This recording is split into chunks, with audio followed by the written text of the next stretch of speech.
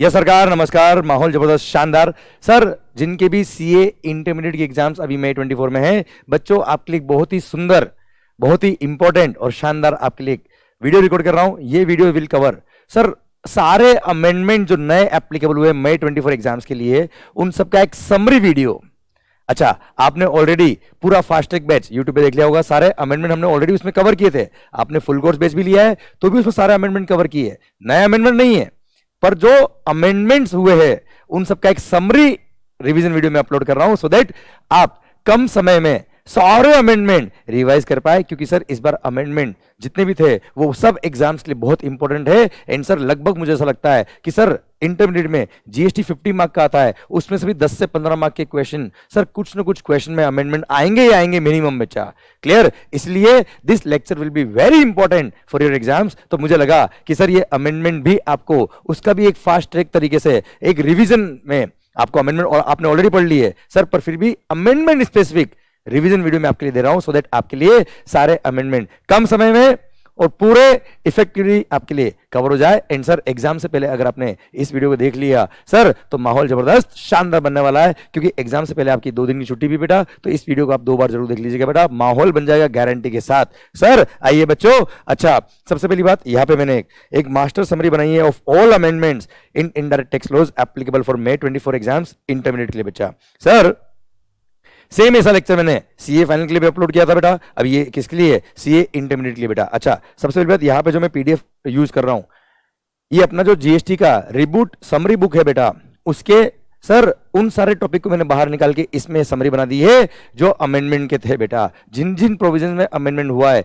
वो सब मैंने यहाँ पे एक साथ वापस से कंपाइल कर दी। तो आपके लिए एक 10 पेज का सर पूरा अमेंडमेंट का समरी आपके लिए नोट्स रेडी है। ये आप अपनी वेबसाइट ymconcept.com इसके फ्री रिसोर्सेज में जाके सीए इंटरमीडिएट में से डाउनलोड कर सकते हो पीडीएफ फाइल बेटा, जिसका लिंक मैं इस वीडियो के डिस्क्रिप्शन में भी डाल दूंगा बच्चों। एंड सर जिनके भी एग्जाम्स मई 24 में है, ये वीडियो इतना इंपॉर्टेंट है कि अपने जितने भी दोस्त लोग हैं उन सब तक पहुंचा देना, क्योंकि बहुत इंपॉर्टेंट है। अच्छा बच्चों, ये अमेंडमेंट जितने भी मैं पढ़ाने वाला हूं ये आप सबको समझ में आएंगे। क्लियर? भले आपने लेक्चर मेरे से पढ़े हो नहीं पढ़े, उससे कोई फर्क नहीं पड़ता है। This is beneficial for every student who is appearing for this exams. And sir ध्यान देना, एग्जाम में जब आप अपेयर करेंगे, ये वीडियो अगर आपने देखा, अमेंडमेंट वापस से आपने रिवाइज कर ली है, तो सर 100% माहौल बन जाएगा। सर एग्जाम में क्वेश्चन देखते ही आपको मेरी याद आएगी। एंड सर बस दुआ ही बहुत है हमारे लिए। सर आइए बच्चों, सर हम देखते हैं क्या अमेंडमेंट्स का रिविजन वीडियो बेटा आपके लिए। Sir amendment in chapter number 2 levy and supply. Sir सबसे पहली बात, जो सेक्शन नंबर 5 सबसेक्शन 1 है आईजीएसटी एक्ट वाला, दिल थाम के सुनना, पूरा कंसंट्रेशन यहां होना चाहिए, क्योंकि केवल और केवल अमेंडमेंट की बात करूंगा और ये अमेंडमेंट का भी रिवीजन वीडियो है बेटा। ओके, पूरा ध्यान इधर, मजा आ जाएगा सर। सरकार section number 5 subsection 1 of the IGST act, sir levy of GST बेटा। Sir charging section number 5 subsection 1 of the IGST act, जिसमें लिखा है क्या कि IGST will be levied on interstate supply of goods और service. और बहुत बेटा उसका एक प्रोवाइजो है, उस प्रोवाइजो में लिखा हुआ था क्या, इंपोर्ट ऑफ गुड्स पर कस्टम लगता है और कस्टम के साथ में आईजीएसटी भी लगता है बेटा। ठीक है, वहां पे एक अमेंडमेंट हुआ कि स्पेसिफाइड एक्शनेबल क्लेम्स, सर जैसे ऑनलाइन मनी गेमिंग बेटा, स्पेसिफाइड एक्सटर्नल क्लेम में ऑनलाइन मनी गेमिंग हमने पढ़ा हुआ बेटा कि ऑनलाइन मनी गेमिंग अगर आपने खेला है तो जितना पैसा आपने ऑनलाइन मनी गेमिंग खेलने के लिए जितना पैसा आपने लगाया है उस पर जीएसटी लगेगा, 28% जीएसटी लगेगा। अब सर यहाँ पे बोला क्या, अगर वो वेबसाइट आउट ऑफ इंडिया की थी, जैसे जंगली रमी पर आओ ना महाराज, और महाराज पहुंच गए जंगली रमी खेलने के लिए, और मान लो वो वेबसाइट आउट ऑफ इंडिया की थी बेटा, तो स्पेसिफाइड एक्सटर्नल क्लेम्स गुड्स की डेफिनेशन में आते हैं बेटा। तो आउट ऑफ इंडिया की वेबसाइट से अगर आपने इस तरह के ऑनलाइन मनी गेमिंग खेले तो एक तरह से टेक्निकली बात करें तो वो इंपोर्ट ऑफ गुड्स हो गया बच्चा, पर एक्चुअली कोई गुड्स इंपोर्ट नहीं हुआ है, इसलिए उस पर कस्टम नहीं लगता है। क्लियर? पर for the purpose of GST sir जितना आपने ऑनलाइन मनी गेमिंग खेलने के लिए जितना पैसा दिया है उस पर आईजीएसटी जरूर लगेगा। क्लियर? और यहां बोल दिया क्या, ऑनलाइन मनी गेमिंग का वेबसाइट अगर आउट ऑफ इंडिया का था, देखो इंडिया का था तो टैक्स लगना ही लगना है, आउट ऑफ इंडिया का वेबसाइट था तो भी टैक्स लगेगा, और उसको इंपोर्ट ऑफ गुड्स मानते हैं, वहां पे कस्टम नहीं लगेगा पर आईजीएसटी जरूर लगेगा बच्चा। हाँ है ना भाई? क्लियर? तो सर याद देखिए, ये ग्रीन वर्ड्स में लिखा मैंने अमेंडमेंट वाला पोर्शन बेटा। Further under GST online money gaming is treated as goods on import of which only IGST is levied but custom duty is not levied. Custom नहीं लगता क्योंकि एक्चुअली कोई गुड्स इंपोर्ट नहीं किया। वैसे कस्टम आपके सिलेबस में नहीं आता है पर जीएसटी तो है ना बेटा, तो import of specified external claim, import of online money gaming बेटा, मतलब आउट ऑफ इंडिया की वेबसाइट से आपने गेम खेला तो आई जीएसटी लगेगा। अच्छा, इंडिया की वेबसाइट से खेला तो जीएसटी लगना ही लगना बेटा, ठीक है। चलिए सरकार, आइए बच्चों, सर जैसा अभी हमने ऑनलाइन मनी गेमिंग के लिए बात करी, सर वैसे ही शेड्यूल 3 में अमेंडमेंट करके पहले गवर्नमेंट ने क्या किया था, केवल बैटिंग गेमलिंग लॉटरी पे जीएसटी लगाया हुआ था बेटा। अभी अमेंडमेंट किया और बोल दिया क्या, actionable claims is neither supply of goods nor supply of service, schedule 3। देखिए बेटा, यहां मैंने टॉपिक का नाम लिखा बेटा, किस टॉपिक में अमेंडमेंट बच्चा, पहले लिखा चैप्टर नंबर 2 में topic number section number 7 subsection 2 read with schedule number 3, schedule 3 following transactions are neither supply of goods nor supply of service, उसका पैरा नंबर 6 एक्शनेबल क्लेम का बेटा। तो एक्शनेबल क्लेम्स अगर आपने बेचे तो it is neither supply of goods nor supply of service पर other than specified actionable claim, मतलब स्पेसिफाइड एक्शनेबल क्लेम के सप्लाई पर जीएसटी लगेगा।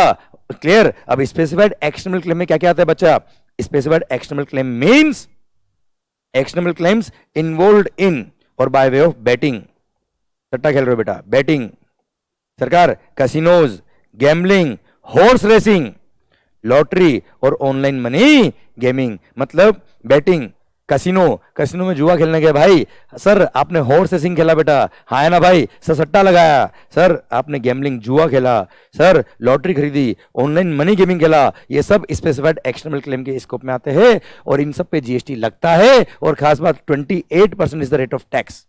कितना मालिक, 28% जीएसटी लगता है बच्चा इस पे, इसलिए सर लिख दिया मैंने क्या, जुआ खेलोगे तो जीएसटी देना पड़ेगा। जितना बैट वैल्यू लगाया, 1 लाख का जुआ खेला तो 28,000 रुपए जीएसटी पे करना पड़ेगा बेटा आपको। क्लियर। आइए बच्चों, फिर क्या है sir, time of supply, sir amendment in chapter number 3, sir इसमें time of supply of goods section number 12 subsection 2 में सर यही स्पेसिफाइड एक्शनेबल क्लेम के लिए अमेंडमेंट दिया बेटा। सर जैसा हमने बताया, स्पेसिफाइड एक्शनेबल क्लेम क्या है, गुड्स है। क्लियर। और आपको पता है क्या, गुड्स के लिए अगर आपने एडवांस पेमेंट किया तो जीएसटी नहीं लगता बेटा, हमने पढ़ा हुआ बेटा ये, पर उसका एक्सेप्शन है क्या, स्पेसिफाइड एक्शनेबल क्लेम। सर सट्टा खेलोगे तो पहले पैसा देना पड़ता है फिर सट्टा खेलना पड़ता है, हाँ है ना। सर लॉटरी में क्या होता है, पहले पैसा दोगे तो लॉटरी टिकट मिलेगा बेटा आपको, समझे मेरी बात। सर कोई भी जुआ खेल रहे हो, पहले पैसा देते हो फिर जुआ खेलते हो, तो सर आपने एडवांस पेमेंट किया है, भले वो गुड्स है फिर भी जीएसटी लगेगा बच्चों। तो सर नॉर्मली गुड्स के एडवांस रिसीव होने पर जीएसटी नहीं लगता, पर एक्सेप्शन क्या बना दिया बेटा, स्पेसिफाइड एक्शनेबल क्लेम को, और बोल दिया क्या, स्पेसिफाइड एक्शनेबल क्लेम में अगर आपने एडवांस पेमेंट भी किया तो जीएसटी लगेगा। Clear, done. तो इसके केस में क्या हो जाएगा बेटा, time of supply, date of issue of invoice और receipt of payment, whichever is earlier is the time of supply. जो भी बुकी होता है ना, बुकी वगैरह जुआ खिलाते बेटा, उनको जो आपने पैसा दिया है सर उस पर जीएसटी लगेगा। और टाइम ऑफ सप्लाई क्या होगा, date of issue of invoice by the supplier, supplier मतलब जो गेम खिलवा रहा है बेटा आपको, सर वो वेबसाइट वाला, जंगली रमी वाला बेटा, सर उनको जो आपने पेमेंट दिया है, सर जिस दिन उनको पेमेंट रिसीव हुआ वो डेट, या date of issue of invoice, whichever is earlier is the time of supply. कुल मिला के advance in respect of specified actionable claim पे भी जीएसटी लगेगा। क्लियर, बहुत ईजी बेटा, कोई खास बात नहीं। आइए, input tax credit chapter number 5 में क्या अमेंडमेंट था, सर उसमें केवल एक अमेंडमेंट था, सरकार block credit section number 17 subsection 5 block credit, हमने पढ़ा था क्या कि no input tax credit is allowed in respect of वो सारे गुड्स और services which are covered in section number 17 subsection 5, उसमें क्लोज नंबर FA नया ऐड हुआ था। क्लियर। सर आपने और हमने पढ़ा था बेटा क्या, कॉर्पोरेट सोशल रेस्पॉन्सिबिलिटी बेटा, CSR as per companies act section number 135 of the companies act के अकॉर्डिंग कंपनीज को कुछ सोसाइटी के लिए कॉर्पोरेट सोशल रेस्पॉन्सिबिलिटी निभानी पड़ती है, उसके जो उन्होंने गुड्स या सर्विसेज खरीदी बेटा, उन पे जो जीएसटी पे किया उसका आईटीसी नहीं मिलेगा। क्लियर। तो गुड्स और सर्विसेज और both received by a taxable person which are used or intended to be used for activities relating to his obligations under corporate social responsibility। तो बोला क्या, जो भी CSR एक्टिविटी के लिए जो भी गुड्स और सर्विसेज आपने परचेज किए जनता की सहायता के लिए, सर जनता के लिए सोसाइटी के भले के लिए बेटा, उन सब गुड्स और सर्विस का क्रेडिट नहीं मिलेगा, क्योंकि वो सोसाइटी के भले में काम आ रहा है, आपके बिजनेस के लिए काम नहीं आ रहा बच्चा। भले इनकम टैक्स में खर्चा अलाउ होता हो, we don't care. Clear. Accounts में क्या ट्रीटमेंट करते हो हमें मतलब नहीं, क्रेडिट नहीं मिलेगा बेटा। सरकार आइए, कंपोजिशन स्कीम चैप्टर नंबर 6 में क्या अमेंडमेंट रहा, अरे आ रहा ना मजा बेटा। सर ऐसे आपने अगर इस लेक्चर को ध्यान से सुन लिया, सारे अमेंडमेंट ऐसे कवर होंगे और एग्जाम्स के लिए this lecture will be very important, ध्यान रखना बच्चा, बहुत इंपॉर्टेंट होगा आपके लिए बच्चा।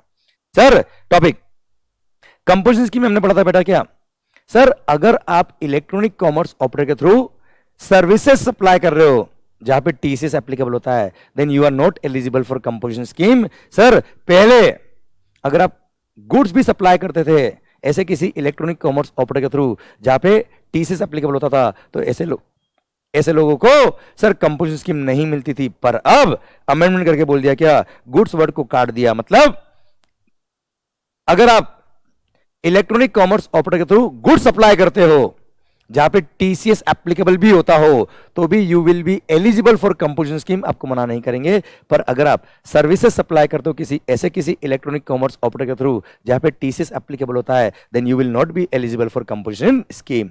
तो गुड्स वर्ड को काटा, मतलब गुड्स के सप्लायर्स को एलिजिबल कर दिया, भले वो इलेक्ट्रॉनिक कॉमर्स ऑपरेटर के थ्रू सप्लाई करते हो, टीसीएस एप्लीकेबल होता हो, कोई फर्क नहीं पड़ता, they will be eligible for composition scheme. Clear sir? आइए बच्चों, आरसी में क्या अमेंडमेंट हुआ वो भी देख लेते बच्चा। सबसे पहली बात ये सर, जैसा हमने पढ़ा था, डिपार्टमेंट ऑफ पोस्ट ने जो भी सर्विस दी उस पर फॉरवर्ड चार्ज मैकेनिज्म लगता है बेटा, हाँ है ना? ऐसे ही sir ministry of railways, Indian railway, जो भी ग्रीन वर्ड दिख रहे हैं वो अमेंडमेंट है बेटा। आपने सर ध्यान देना, ये भी जो अमेंडमेंट नोट्स है बेटा, ये भी आपको 10 पैसे दिख रहे हैं, पर इसमें जो ग्रीन वर्ड्स है वही अमेंडमेंट है बेटा। और वो भी इस लेक्चर में आपने ध्यान सुन लिया, कारण सर मजा आ जाएगा सर, लिंकिंग हो जाएगी सारी बेटा। सरकार ministry of railways that is Indian railway ने कोई भी सर्विस दी है, पहली बात तो ये mega examination list chapter number 9 उसमें भी अमेंडमेंट करके बोला क्या, मिनिस्ट्री ऑफ रेलवे की सारी सर्विस टैक्सेबल बेटा। जैसे मिनिस्ट्री ऑफ रेलवे ने सर कोई एरिया किसी कंपनी को रेंट पे दे दिया बेटा अपना माल स्टोर करने के लिए, ताकि वो रेलवे से इजीली ट्रांसपोर्ट कर पाए। सर तो एरिया जो रेंट पे दिया है जीएसटी लगेगा, और खास बात वहां पे कोई रिवर्स चार्ज नहीं है, फॉरवर्ड चार्ज मैकेनिज्म ही है। मतलब ministry of railways, Indian railway ने कोई भी सर्विस दी है, टैक्स लगेगा, फॉरवर्ड चार्ज मैकेनिज्म लगेगा बच्चा। क्लियर? हाँ देखो बच्चा, जस्ट एक बात ध्यान रखना कि अगर कोई सर्विस को अलग से एग्जाम किया है तो बात अलग है। जैसे रेलवेज में ट्रांसपोर्ट ऑफ पैसेंजर किया है in a class other than first class और एसी कोच बेटा, तो वो एग्जाम्ड है, तो पहले भी एग्जाम था अभी भी एग्जाम्ड है बेटा। तो जो स्पेसिफिकली एग्जाम किया हुआ बेटा, जैसे सेकंड क्लास में ट्रैवल किया, नॉन एसी क्लास में ट्रैवल किया, तो पहले भी एग्जाम था अभी भी एग्जाम है। पर उसके अलावा कोई भी सर्विस मिनिस्ट्री ऑफ रेलवे की है, इंडियन रेलवे की है, सब पे टैक्स लगेगा सर, और वो भी फॉरवर्ड चार्ज मैकेनिज्म लगेगा, रिवर्स चार्ज मैकेनिज्म नहीं लगेगा। सर जो गवर्नमेंट का पॉइंट था रिवर्स चार्ज का, उसमें से इसको भी हटा दिया बेटा, और यहां से यहां पे भी लिख दिया बेटा क्या, कि इमूवेबल प्रॉपर्टी अगर गवर्नमेंट रेंट पे देती है और रेसिपिएंट अगर जीएसटी में रजिस्टर्ड है तो रिवर्स चार्ज लगता है, रेसिपिएंट टैक्स पे करता है। पर अगर वही प्रॉपर्टी सर रेंट पे दी किसने, मिनिस्ट्री ऑफ रेलवे ने, सर इंडियन रेलवेज ने अगर रेंट पे दी है, भले रेसिपिएंट जीएसटी में रजिस्टर्ड हो, वी डोंट केयर, वहां फॉरवर्ड चार्ज मैकेनिज्म लगेगा और रेलवेज खुद टैक्स पे करेगा अंडर फॉरवर्ड चार्ज मैकेनिज्म बेटा। क्लियर? डन। आई होप सारे अमेंडमेंट्स आपके रिवाइज हो रहे अच्छे से बच्चा। आइए बच्चों, सेक्शन नंबर 9 सबसेक्शन 5 ईसीओ में जो अमेंडमेंट था सर, हमने पढ़ा था क्या, कि अगर आप transport of passengers by radio taxi, motor cab, maxi cab, motorcycle और एनी अदर मोटर व्हीकल से सर्विस देते हो, और वो सर सर्विस जो प्रोवाइड करिए उसकी बुकिंग कहां से हुई है, इलेक्ट्रॉनिक कॉमर्स ऑपरेटर के थ्रू बुक हुई है, जैसे ओला उबर, तो वहां पे Ola Uber will be liable to pay GST to the government directly. Sir ECO will be treated as if ECO is the supplier of service बच्चा, हाँ है ना भाई? तो वहां पे सारे मोटर व्हीकल कवर थे सर, पर अभी हटा दिया किसको, ओमनी बस को, और ओमनी बस के लिए अलग से प्रोविजन लिख दिया बेटा क्या, कि ओमनी बस मतलब जिसे मोर देन 6 पैसेंजर बैठ सकते हैं बेटा, एक्सक्लूडिंग ड्राइवर बेटा, एक्सक्लूडिंग ड्राइवर, मतलब ड्राइवर को छोड़ के 7 लोग बेटा, मतलब एक तरह से 7 पर्सन की कैपेसिटी वाला व्हीकल है बेटा, प्लस ड्राइवर अलग से, मतलब एक तरह से 8 कैपेसिटी वाला पर्सन है बेटा, 8 पर्सन की कैपेसिटी वाला व्हीकल है, तो उसको बोलते हैं ओमनी बस। और ओमनी बस के थ्रू आपने ट्रांसपोर्ट पैसेंजर किया और उसकी बुकिंग हुई है इलेक्ट्रॉनिक कॉमर्स ऑपरेटर के थ्रू, तो ऐसे केस में 95 लगेगा। पर अगर सर्विस प्रोवाइडर खुद एक कंपनी बेटा, खुद एक कंपनी बेटा, भले वो प्राइवेट लिमिटेड हो, पब्लिक लिमिटेड हो, कोई भी कंपनी हो जो कंपनी एक्ट में डिफाइंड है बेटा, तो ऐसे केस में वहां पर कंपनी खुद बड़ी है बेटा, वो खुद टैक्स पे कर सकती है, तो वहां पे गवर्नमेंट ने 95 हटा दिया है। बाकी कोई भी पर्सन जैसे इंडिविजुअल, पार्टनरशिप फर्म, कोई भी अगर सर ओमनी बस के थ्रू भी ट्रांसपोर्ट पैसेंजर की सर्विस दे रहा है थ्रू इलेक्ट्रॉनिक कॉमर्स ऑपरेटर, 95 लगेगा बेटा। ठीक है, तो गवर्नमेंट ने क्या किया, जनरल पॉइंट से पहले ओमनी बस को हटाया और ओमनी बस के लिए अलग से पॉइंट लिख दिया, क्या बोल दिया बेटा, transport of passenger by an omni bus के केस में 95 लगेगा, except where the services, where the person supplying such service through ECO is a company। मतलब अगर आप ट्रांसपोर्ट पैसेंजर बाय ओमनी बस कर रहे हो और आप खुद एक कंपनी हो, तो ऐसे केस में 95 नहीं लगेगा। बाकी अगर सर्विस सप्लायर कंपनी नहीं है तो वहां पे 95 लगेगा और वहां पे ईसीओ टैक्स पे करेगा बेटा। हाँ है ना भाई? डन। आइए बच्चों, ये था chapter number 7 reverse charge mechanism वाला बेटा। आइए sir chapter number 8 place of supply. Sir इसमें अमेंडमेंट जो हुआ था, वैसे प्लेस ऑफ सप्लाई पूरा चैप्टर आपके सिलेबस में नया आया न्यू स्कीम में, मैंने पूरा ही चैप्टर आपको यूट्यूब पे पूरा पढ़ाया बेटा, फुल कोर्स वाला ही सर। पर इसमें जो अमेंडमेंट वाला पोर्शन है वो क्या होता है, अट्रैक्टिव होता है एग्जाम्स के लिए बच्चा, तो वो मैं अलग से यहां दिख रहा हूं। सर यहां लिखा था क्या, गुड्स के केस में टाइम प्लेस ऑफ सप्लाई बेटा, सेक्शन नंबर 10 सब सेक्शन 1 उसमें क्लोज नंबर सी ए नया ऐड हुआ था कि अगर मैंने कोई गुड्स बेचा है बेटा, किसको, अनरजिस्टर्ड पर्सन को बेटा, मैंने अगर गुड्स बेचा है अनरजिस्टर्ड पर्सन को, कस्टमर रजिस्टर्ड नहीं है, तो ऐसे केस में सर अगर कस्टमर जीएसटी में रजिस्टर्ड नहीं है, उसको मैंने गुड्स बेचा है, तो भी कोई बात नहीं, रेसिपिएंट का location he place of supply होगा अगर उसका एड्रेस ऑन रिकॉर्ड है तो।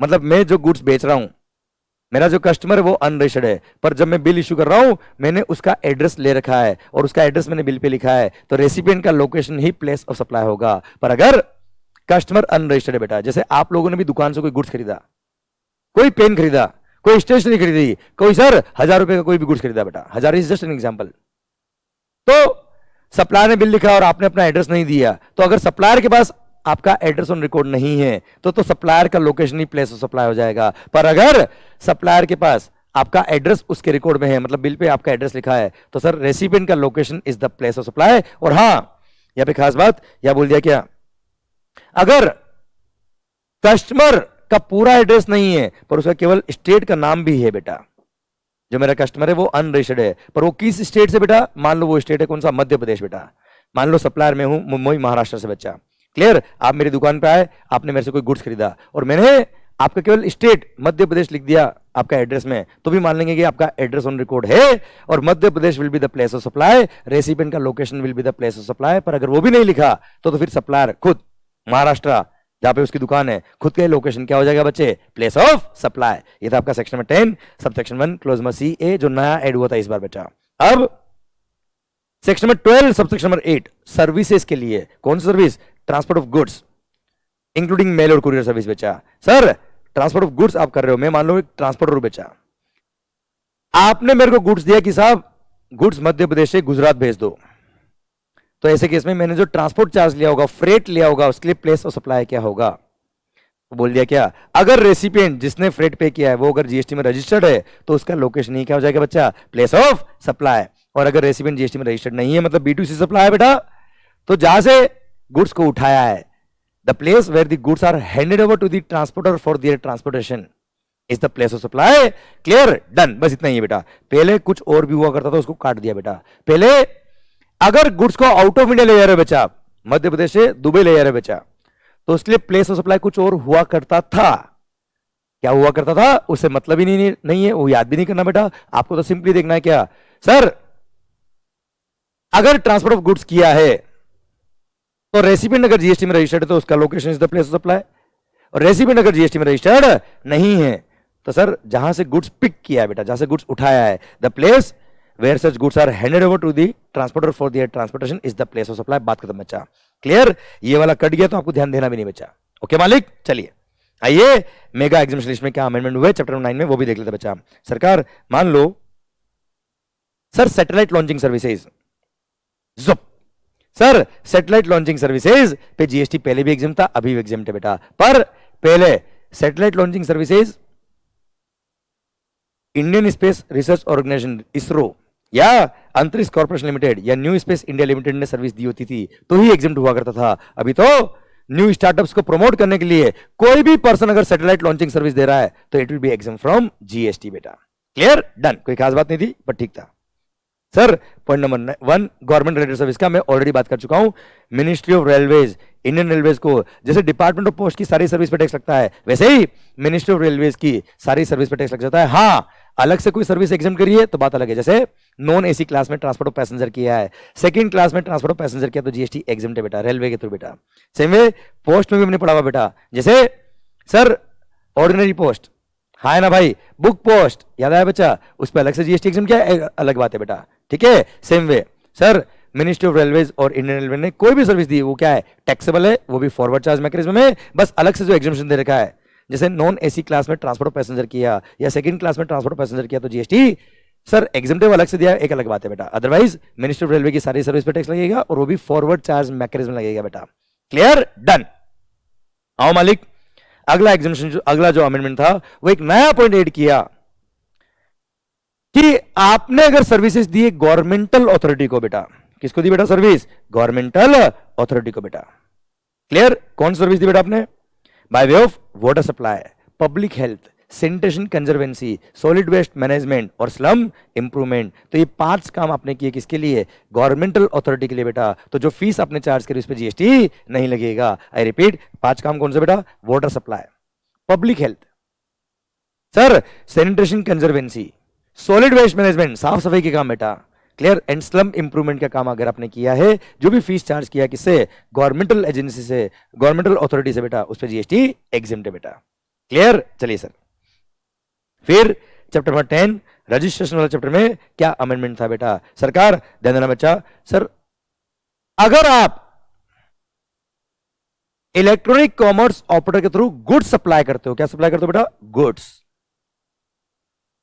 किसके थ्रू बेटा, ईसीओ के थ्रू बेटा, जहां पे टीसीएस एप्लीकेबल होता है। तो वहां पे गुड्स के सप्लायर को पहले कंपलसरी रजिस्ट्रेशन था, कोई थ्रेशोल्ड लिमिट का बेनिफिट नहीं मिलता था, भले ही आपके स्टेट में 10 लाख का बेनिफिट मिलता हो, 20 लाख का मिलता हो, और केवल इंट्रास्टेट सप्लाई करते हो गुड्स का तो सर 40 लाख का आपको बेनिफिट मिलता था। सर वो कोई बेनिफिट आपको नहीं मिलेगा अगर आप इलेक्ट्रॉनिक कॉमर्स ऑपरेटर के थ्रू गुड्स सप्लाई करते हो जहां पे टीसीएस एप्लीकेबल होता है। ऐसा पहले था, अभी अमेंडमेंट कर दिया बच्चा, और क्या बोल दिया कि अगर आप गुड्स के सप्लायर हो, देखो बेटा सर्विस के सप्लायर अगर आप हो, इलेक्ट्रॉनिक कॉमर्स ऑपरेटर के थ्रू सर्विस दे रहे हो, तो भी वहां पे आपको थ्रेशोल्ड लिमिट का बेनिफिट मिलता था, पहले भी मिलता था, अभी भी मिलता है बेटा, सर्विसेज के केस में बेटा, पर अब गुड्स के केस में भी अलाउ कर दिया है। और बोल दिया क्या, अगर आप गुड्स के सप्लायर हो, with in the state supply करते हो, intra state supply through electronic commerce operator, जहां पे टीसीएस एप्लीकेबल भी होता हो, कोई फर्क नहीं पड़ता बेटा, सर आपको थ्रेशोल्ड लिमिट का बेनिफिट मिलेगा गुड्स के सप्लायर को। सर अगर आप वो 4 स्टेट में हो, तमन्ना, मणिपुर, मिजोरम, नागालैंड, त्रिपुरा बेटा, क्लियर, इन 4 स्टेट में आपको 10 लाख का बेनिफिट मिलेगा बच्चा, बाकी सब स्टेट में 20 लाख का बेनिफिट मिलेगा, और कुछ स्टेट में तमन्ना, असम, टीपी है ना, वहां पे सर उन स्टेट में 20 लाख का बेनिफिट, बाकी सारे स्टेट में 40 लाख का बेनिफिट मिलता है, with in the state supply करते तो बेटा। मतलब नॉर्मल जो थ्रेशोल्ड लिमिट का बेनिफिट है वो मिलेगा, कंपलसरी रजिस्ट्रेशन कराने की जरूरत नहीं है, भले आप गुड्स सप्लाई करते हो थ्रू इलेक्ट्रॉनिक कॉमर्स ऑपरेटर जहां पे टीसीएस एप्लीकेबल होता है, कोई दिक्कत वाली बात नहीं, पर कुछ कंडीशन से बेटा। कंडीशन क्या है, फर्स्ट प्रीसीडिंग फाइनेंशियल ईयर में, कब बेटा, प्रीसीडिंग फाइनेंशियल ईयर में as well as in current financial year आपका टर्नओवर 20 लाख रुपए क्रॉस नहीं होना चाहिए। उन स्टेट में 10 लाख और कुछ जगह पे 40 लाख का बेनिफिट है तो 40 लाख का बेटा, मतलब जो थ्रेशोल्ड लिमिट का बेनिफिट है वहां तक आप गुड सप्लाई करिए, हमें कोई दिक्कत नहीं है। उससे ऊपर गए तो ऑब्वियसली रजिस्ट्रेशन तो कराना पड़ेगा ना यार। क्लियर, प्लस ये फॉलोइंग कंडीशंस और है बेटा, क्या क्या, such person shall not make any interstate supply बेटा, आप ईसीओ के थ्रू सप्लाई करो पर इंटरसेट सप्लाई किया तो कंपलसरी रजिस्ट्रेशन बेटा। फिर such person shall not make supply of goods through ECO in more than one state or union territory, आप एक ही स्टेट में लोकेटेड होने चाहिए, मोर देन वन स्टेट या यूनियन टेरिटरी से आप ईसीओ के थ्रू सप्लाई नहीं कर सकते बेटा। फिर such person shall be required to have a PAN, permanent account number होना चाहिए बेटा आपके पास, प्लस पता है क्या होता है बेटा, ये पैन नंबर के बेस पे वो supplier of goods GST portal पे जाएगा और एक यूनिक एनरोलमेंट नंबर इश्यू कराएगा, और unique enrolment number PAN number based होगा बेटा। क्लियर, और यूनिक एनरोलमेंट नंबर जो होगा वो ईसीओ को देगा, और बिना यूनिक एनरोलमेंट नंबर के ईसीओ कभी भी उसको सप्लाई करना अलाउ नहीं करेगा बेटा अपने प्लेटफॉर्म से। बच्चों पढ़ो, such person shall before making any supply of goods through ECO declare on the common portal their PAN number, उनका address of their place of business and the state or union territory in which such person seek to make such supply। मतलब उसका address क्या है बेटा, place of business का, उसका PAN number क्या है और कौन से स्टेट में वो सप्लाई करना चाह रहा है बच्चा। क्लियर, और ये पेन नंबर बेस्ड वेरिफिकेशन होगा, और ये गवर्नमेंट क्या करेगा, कॉमन पोर्टल पे आप अप्लाई करेंगे, उसको डिपार्टमेंट क्या करेगा, वैलिडेट करेगा बेटा, चेक करेगा बेटा। क्लियर, वैलिडेशन होने के बाद आप सक्सेसफुल वैलिडेशन होने के बाद आपको क्या मिलेगा बेटा, एनरोलमेंट नंबर मिल जाएगा बच्चा। क्लियर? पढ़ना बेटा point number 5, such persons have been granted enrollment number on the common portal upon successful validation of PAN declared as per clause number 4। बेटा सर पैन नंबर डालेंगे, इनकम टैक्स वेबसाइट से आपका data verify होगा, verify हुआ आपको enrolment number मिल जाएगा बच्चा, ठीक है? बिना एनरोलमेंट नंबर के ये आपको ये एग्जामिशन अलाउ नहीं करेंगे बेटा। फिर such person shall not be granted more than one enrollment number in a state or union territory। बेटा सर ध्यान देना बेटा, एक ही एनरोलमेंट नंबर मिलेगा बच्चा, क्योंकि मोर देन वन नंबर दे दिए और ईसीओ को ध्यान नहीं रहा कि आपका टर्नओवर मोर देन 20 लाख रुपए हो गया तो गड़बड़ हो जाएगी ना बच्चा यार। इसलिए गवर्नमेंट कंट्रोलिंग कैसे करेगा? एक नंबर होगा तो ही कंट्रोलिंग कर पाएगा कि आपका टर्नओवर क्रॉस हुआ कि नहीं हुआ, क्योंकि टर्नओवर क्रॉस होते ही रजिस्ट्रेशन लेना पड़ेगा बेटा, वरना रजिस्ट्रेशन कराने की जरूरत नहीं बच्चा। फिर no supply of goods shall be made by such ECO through ECO unless such person have been granted an enrollment number on the common portal। बेटा जैसे हमने पढ़ा एनरोलमेंट नंबर मिलेगा तो ही सप्लाई कर पाओगे, वरना ECO को तो सप्लाई नहीं कर पाओगे। And last where such person are subsequently granted registration number. बेटा अगर आपको सब्सिक्वेंटली रजिस्ट्रेशन नंबर मिल गया, क्लियर, तो the enrolment number shall be cease to be valid from the effective date of registration. बेटा मतलब जो आपका इफेक्टिव डेट ऑफ रजिस्ट्रेशन था, बेटा आपने रजिस्ट्रेशन ले लिया ना बेटा, टैक्स पे करना है आपको, तो बेटा नॉर्मल एसएससी बन गया बेटा, तो आपका एनरोलमेंट नंबर क्या हो जाएगा? विड्रॉ हो जाएगा, वो इनवैलिड हो जाएगा बच्चा। जिस दिन से आपका रजिस्ट्रेशन हो गया उस दिन से नॉर्मल टैक्स पे करना। जब तक आप एनरोलमेंट नंबर के थ्रू थे, आप रजिस्टर्ड नहीं थे, टैक्स पे करने की जरूरत नहीं है। और खास बात, वहां पे टीसीएस भी नहीं लगता बच्चा। हम आगे पढ़ेंगे ईसीओ में बेटा। आइए बच्चों, सर प्रोसीजर ऑफ रजिस्ट्रेशन में बेटा, सर हमने पढ़ा था एक रूल नंबर 8 सब रूल नंबर 4 है, जहां पे आपको आधार ऑथेंटिकेशन कराना पड़ता है बेटा।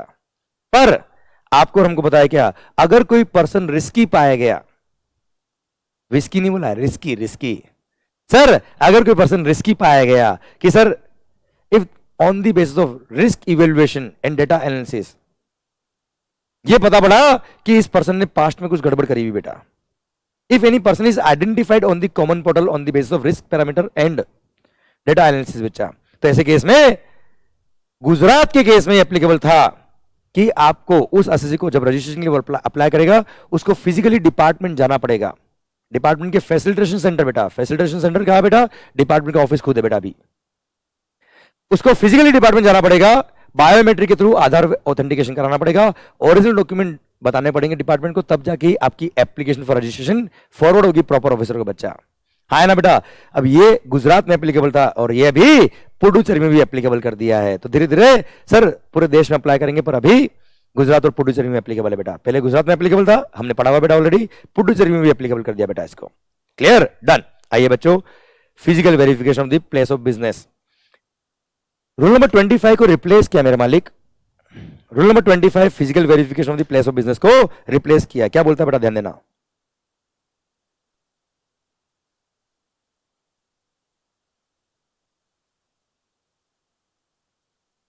अरे मजा आ रहा है ना बेटा?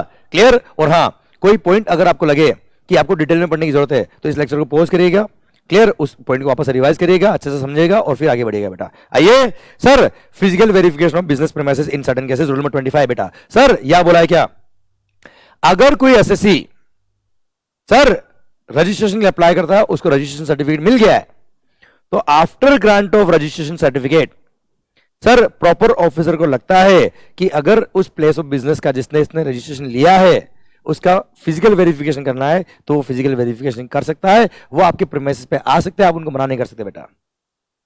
Clear? After physical verification 15 working day के अंदर अंदर उनको फिजिकल वेरिफिकेशन की report along with the photograph वगैरह जो उन्होंने लिए प्लेस ऑफ बिजनेस के, वो अपलोड करने पड़ेंगे ऑन द कॉमन पोर्टल। कौन अपलोड करेगा? प्रॉपर ऑफिसर बच्चा। ये तो होगी बात किसकी? रजिस्ट्रेशन सर्टिफिकेट मिलने के बाद आपने फिजिकल वेरिफिकेशन किया है। अब बात कर रहा हूं क्या बिफोर ग्रांट ऑफ रजिस्ट्रेशन बेटा, ध्यान देना बेटा। सर सारे एसएससी के प्लेस ऑफ बिजनेस को ये फिजिकली वेरीफाई नहीं करते before grant of registration certificate, ये उन्हीं का फिजिकल, उन्हीं के प्लेस ऑफ बिजनेस का फिजिकल वेरिफिकेशन करते हैं, एसएससी का फिजिकल वेरिफिकेशन नहीं रहे सर। प्लेस ऑफ बिजनेस का फिजिकल वेरिफिकेशन उन्हीं सर एसएससी के लिए करा जाता है जिन्होंने या तो आधार ऑथेंटिकेशन के लिए ऑप्ट नहीं किया, या आधार के लिए ऑप्ट किया पर उनका आधार ऑथेंटिकेशन फेल हो गया, या फिर ये लोग, ये रिस्की लोग बेटा, गुजरात और पुडुचेरी वाले बेटा। क्लियर? सर जिनको फिजिकली डिपार्टमेंट बुलाया था बेटा वो लोग, या फिर सर जहां पे प्रॉपर ऑफिसर को लगता है कि यहाँ पे रजिस्ट्रेशन देने से पहले फिजिकल वेरिफिकेशन करना जरूरी है, वरना सर रजिस्ट्रेशन गड़बड़ हो जाएगा बच्चा, तो ऐसे केस में वो पहले फिजिकल प्लेस ऑफ बिजनेस का फिजिकल वेरिफिकेशन करेंगे और उसके बाद ही सर्टिफिकेट ऑफ रजिस्ट्रेशन आपको इश्यू करेंगे। तो ऐसे केस में जो ऑफिसर फिजिकल वेरिफिकेशन करने गया है सर, उसको बोला क्या, तुमको फिजिकल वेरिफिकेशन की report including the photographs upload करने पड़ेंगे ऑन द कॉमन पोर्टल बेटा। पर कितने टाइम में बेटा, यहां पता है before grant of registration certificate है बेटा। यहां पे जिस दिन असिस्ट ने अप्लाई किया रजिस्ट्रेशन के सर, उसके 30 दिन के अंदर अंदर डिपार्टमेंट को या तो सर्टिफिकेट ऑफ रजिस्ट्रेशन देना पड़ता है या असिस्ट को नोटिस इश्यू करना पड़ता है बेटा। तो सर ऑफिसर को बोल दिया क्या, तुम एटलीस्ट 5 डेज पहले, ये 30 दिन एक्सपायर से बोल रहे ना बेटा, उसके एटलीस्ट 5 डेज पहले तक अपनी फिजिकल वेरिफिकेशन की रिपोर्ट इंक्लूडिंग फोटोग्राफ अपलोड कर देना, सो दैट ऑफिसर जो रजिस्ट्रेशन सर्टिफिकेट इश्यू करने वाला है वो या तो सर्टिफिकेट दे देगा या नोटिस इश्यू कर देगा with in this time limit of 30 days बच्चा, है ना। तो ये 30 दिन एक्सपायर होने से एटलीस्ट 5 दिन पहले आप अपना फिजिकल वेरिफिकेशन का रिपोर्ट इंक्लूडिंग फोटोग्राफ अपलोड कर देना बच्चा, है ना भाई। ये प्रॉपर ऑफिसर के लिए इंस्ट्रक्शन दिया इस रूल नंबर 25 के थ्रू बेटा। भारत माता की जय। आइए बच्चों, rule number 10A, sir SSC जब रजिस्ट्रेशन के लिए अप्लाई करता है तब उसको बैंक अकाउंट डिटेल फर्निश करनी पड़ती है बेटा। पर अगर किसी एसएससी के पास बैंक अकाउंट डिटेल नहीं है तो ऐसे केस में उसको फैसिलिटी दे रखा है। फैसिलिटी क्या दे रखा है बच्चा, कि वो चाहे तो रजिस्ट्रेशन सर्टिफिकेट मिलने के बाद विद इन 30 डेज वो अपना बैंक अकाउंट डिटेल फर्निश कर दे, या फिर before furnishing form number GSTR 1 या using the invoice furnishing facility which ever is earlier. मतलब मान लो आपका पास बैंक अकाउंट डिटेल नहीं है, आपको रजिस्ट्रेशन दे दिया बेटा, तो बिफोर फर्निशिंग जीएसटीआर 1, मतलब जब तक आप बैंक अकाउंट डिटेल फर्निश नहीं करोगे तब तक आपका जीएसटीआर 1 हम आपको फाइल नहीं करने देंगे बेटा। सेकंड थिंग, जिस दिन आपको रजिस्ट्रेशन सर्टिफिकेट इशू किया वहां से 30 डेज और बिफोर फर्निशिंग जीएसटीआर 1 और using the invoice furnishing facility which ever is earlier आपको बैंक अकाउंट डिटेल फर्निश करनी पड़ेगी। पर ध्यान देना बच्चों, आगे हमने पढ़ा हुआ है बेटा कि अगर आपने ये बैंक अकाउंट डिटेल फर्निश नहीं करी with in this time limit तो आपका रजिस्ट्रेशन क्या हो जाएगा, कैंसिल हो जाएगा। क्लियर। डिपार्टमेंट क्या करेगा, ये रहा सस्पेंशन ऑफ रजिस्ट्रेशन में, इसको लिंक करके पढ़ा रहा बेटा मैं। सर अगर आपने ये विद इन 30 डेज आपने बैंक अकाउंट डिटेल अगर फर्निश नहीं करी, अगर विद इन 30 डेज या बिफोर फर्निशिंग जीएसटीआर 1 या using the invoice furnishing facility which ever is earlier, rule number 10A में जो टाइम लिमिट दिया बैंक अकाउंट डिटेल फर्निश करने का, उस टाइम लिमिट में अगर आपने बैंक अकाउंट डिटेल फर्निश नहीं करी तो ऐसे केस में your registration liable to be cancelled. तो डिपार्टमेंट एक बार क्या करेगा, आपका डिपार्टमेंट रजिस्ट्रेशन सस्पेंड कर देगा। वो क्या करेगा, सिस्टम बेस्ड, उन्होंने सिस्टम के अंदर ये सब कंट्रोलिंग कर रखा बेटा, कॉमन पोर्टल पे बेटा, ऑटोमेटिक सिस्टम बेस्ड वो चेक कर लेगा कि आपने बैंक अकाउंट डिटेल फर्निश करी कि नहीं करी। नहीं करी होगी तो आपको सर आपका रजिस्ट्रेशन क्या कर देंगे, वो सस्पेंड कर देंगे और आपको एक ईमेल भेज देंगे, कम्युनिकेशन कर देंगे कि आपका इन कारणों से हमने रजिस्ट्रेशन क्या कर दिया है, सस्पेंड कर दिया है। सर आप जल्दी से रिप्लाई करिए नहीं तो रजिस्ट्रेशन क्या हो जाएगा, कैंसल। अब आपने अगर सर रजिस्ट्रेशन सस्पेंड होने के बाद क्या कर दिया है, बैंक अकाउंट डिटेल फर्निश कर दी बेटा आपने, ये दे रखा बेटा। आपने क्या किया बेटा, रजिस्ट्रेशन सर्टिफिकेट आपका अभी क्या हुआ, सस्पेंड हुआ, कैंसिल नहीं हुआ बेटा। बिफोर कैंसिलेशन सस्पेंशन हो गया पर कैंसिलेशन होने से पहले ही आपने बैंक अकाउंट डिटेल फर्निश कर दी तो आपका सस्पेंशन जो था वो विड्रॉ हो जाएगा और आपका रजिस्ट्रेशन क्या हो जाएगा, रिवाइव हो जाएगा बच्चा। Clear, done. आइए बच्चों, अब आपका रजिस्ट्रेशन एक बार क्या हो गया, कैंसिल। अगर किसी एसएससी का रजिस्ट्रेशन क्या हो गया बच्चे, कैंसिल हो गया, अब वो बोलता है क्या, साहब प्लीज रजिस्ट्रेशन का जो कैंसिलेशन का आपका ऑर्डर उसको विड्रॉ कर दो ना साहब, उसको रिवोक कर दो ना साहब। तो सर अगर एसएससी अप्लाई करता है revocation of cancellation of registration के लिए बेटा, तो पहले उसको टाइम कम दिया था बेटा, अभी सर डिपार्टमेंट ने एसएससी को टाइम 90 दिन का दे दिया बेटा, 90 डेज का बेटा। जिस दिन से उसको ऑर्डर सर्व हुआ है ऑफ कैंसिलेशन ऑफ रजिस्ट्रेशन, उसके 90 डेज के अंदर वो रिवोकेशन ऑफ कैंसिलेशन के लिए अप्लाई कर सकता है। पर अगर लेट हो गया, एसएससी 90 डेज में भी वो एप्लीकेशन नहीं दे पाया तो कोई चिंता वाली बात नहीं है sir, for a further period not exceeding 180 days का टाइम दे सकता है कौन, ज्वाइंट कमिश्नर या एडिशनल कमिश्नर। सर अगर उसके पास रीजनेबल रीजन था तो बेटा, मतलब डिपार्टमेंट ने रजिस्ट्रेशन आपका एक बार क्या कर दिया बेटा, कैंसिल। अब आपको लगता है क्या साहब दुनिया बर्बाद हो जाएगी बेटा मेरी, तो सर ऐसे केस में आपने रिवोकेशन ऑफ कैंसिलेशन के लिए अप्लाई किया तो you can apply for revocation of cancellation with in 90 days. 90 दिन के अंदर आप रिवोकेशन ऑफ कैंसिलेशन के लिए अप्लाई कर सकते हो। पर अगर लेट हो गए और अगर आपके पास सफिशिएंट रीजन था, कोई सर रीजनेबल ग्राउंड था और आप ज्वाइंट कमिश्नर या एडिशनल कमिश्नर को रिक्वेस्ट करते हो कि साहब मैं इन कारणों से लेट हो गया था, आप मेरे को प्लीज फर्दर टाइम और अलाउ करिए। तो जॉइंट कमिश्नर या एडिशनल कमिश्नर आपको फर्दर 180 डेज का टाइम और दे देगा sir for application for revocation of cancellation. मतलब आपके पास टाइम कितना हो गया बच्चा? 90 डेज प्लस 180 डेज का टाइम हो गया for application for revocation of cancellation of registration. बेटा क्लियर, डन। आइए बच्चों चैप्टर नंबर 11 टीडीएस और टीसीएस में जो अमेंडमेंट थे वो ही बात कर लेते हैं। आई होप मजा आ रहा है बेटा आपको।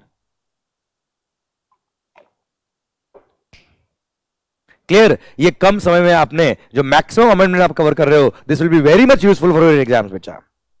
सर ध्यान देना, ये अमेंडमेंट में से आप मान के चलिए बहुत सारे पॉइंट एचडीज एग्जाम में आने वाले हैं, सो दिल थाम के सुनिएगा और अगर आपको टाइम मिले तो 2 बार इस वीडियो को देख लेना बेटा सर, और अपने सारे दोस्तों को भी बता देना कि माहौल बनने वाला है, इस वीडियो को देख के गए तो बेटा। आइए sir eco, sir sorry TDS and TCS बच्चा, उसमें टीडीएस में कोई अमेंडमेंट नहीं बेटा, टीसीएस वाले टॉपिक में 2-3 छोटे छोटे अमेंडमेंट थे। सबसे पहली बात सर, अगर आप टीसीएस का रिटर्न जीएसटीआर 8 जो होता है बेटा उसको लेट फाइल करते हो तो लेट फाइलिंग फी के साथ फाइल कर देना बेटा। पर 3 साल निकल गए बेटा और अब तक आपने जीएसटीआर 8 फाइल नहीं किया तो अब जीएसटीआर 8 आपको फाइल करने नहीं देंगे except where the government allows the same बेटा। हाँ ना भाई, कोई खास बात नहीं बेटा। अच्छा सेम पॉइंट आगे जीएसटीआर 1 के लिए भी आएगा, सेम पॉइंट जीएसटीआर 3 के लिए भी बेटा, सेम पॉइंट जीएसटीआर 9 जो एनुअल रिटर्न है उसके लिए भी बेटा। ठीक है, तो सर आगे पॉइंट है मैं यही बता देता बेटा, जीएसटीआर 1, जीएसटीआर 3B, जीएसटीआर 9 या जीएसटीआर 8 अगर आप फाइल करने में लेट हो गए तो लेट फाइल कर सकते हो बच्चा, पर 3 साल हो गए फ्रॉम द ड्यू डेट, अब आपको फाइल नहीं करने देंगे सर, ब्लॉक कर देंगे आपका वो रिटर्न। पर सर अगर गवर्नमेंट अलाउ करती तो बात अलग है बच्चा, अगर रीजनेबल रीजन उनको लगा और गवर्नमेंट अलाउ करती तो अलग बात है बच्चों। Clear, done. अब आइए बच्चों, जैसा हमने अभी ऊपर पढ़ा बेटा कि अगर आप इलेक्ट्रॉनिक कॉमर्स ऑपरेटर के थ्रू गुड्स सप्लाई करते हो, क्या सप्लाई करते हो बेटा? गुड्स। हाँ ना भाई, तो भी आप कंपलसरी जीएसटी में रजिस्ट्रेशन के लिए लायबल नहीं हो जब तक कि आपका टर्नओवर थ्रेशोल्ड लिमिट क्रॉस नहीं करता बेटा, तब तक आप रजिस्ट्रेशन के लिए एग्जेम्प्ट हो, कोई तकलीफ वाली बात नहीं है। तो वहां ईसीओ को क्या स्पेशल बातें ध्यान रखनी बेटा कि सर सबसे पहली बात तो उसके पास एनरोलमेंट नंबर होना चाहिए बच्चा, तो ही वो उसके थ्रू सप्लाई अलाउ करेगा। सेकेंड, वो जो सप्लायर है वो इंटरस्टेट सप्लाई नहीं कर पाए। थर्ड सर यहाँ पे इस केस में सिंस सप्लायर रजिस्टर्ड ही नहीं है, जीएसटी लगता ही नहीं बेटा उसकी सप्लाई पे, तो टीसीएस कलेक्ट करने की जरूरत नहीं है। एंड फोर्थ, जब ईसीओ अपना जीएसटीआर 8 फाइल करेगा, क्या फाइल करेगा बेटा? अपना जीएसटीआर 8 फाइल करेगा। जीएसटीआर 8 क्या होता है बेटा? जितना भी सप्लाई हुआ है थ्रू ईसीओ उन सबका ट्रांजेक्शन का डिटेल उसके अंदर फाइल करना पड़ता है। तो जब ईसीओ अपना जीएसटीआर 8 फाइल करेगा उसमें सर वो सारे ट्रांजेक्शन जो अनरजिस्टर्ड पर्सन ने सप्लाई किए, क्लियर, वो सारे ट्रांजेक्शन भी उसको डिक्लेयर करने पड़ेंगे, तभी तो गवर्नमेंट को रिपोर्टिंग मिलेगी बेटा कि इतना सप्लाई इसने किया है थ्रू ईसीओ। हाँ ना, तो ये तो आपका टर्नओवर पता पड़ पाएगा गवर्नमेंट को बच्चों। ठीक है, डन सरकार। तो ऐसे केस में सर अगर आप अनरजिस्टर्ड हो तो क्या क्या बोला बेटा? एनरोलमेंट नंबर होगा तो ही वो सप्लाई अलाउ करेगा, इंटरस्टेट सप्लाई अलाउ नहीं करेगा और टीसीएस कलेक्ट नहीं करेगा। पर एट द सेम टाइम अगर आप जीएसटी में रजिस्टर तो हो पर आपने कंपोजिशन स्कीम ली बेटा, क्या ली बेटा आपने? कंपोजिशन स्कीम बेटा।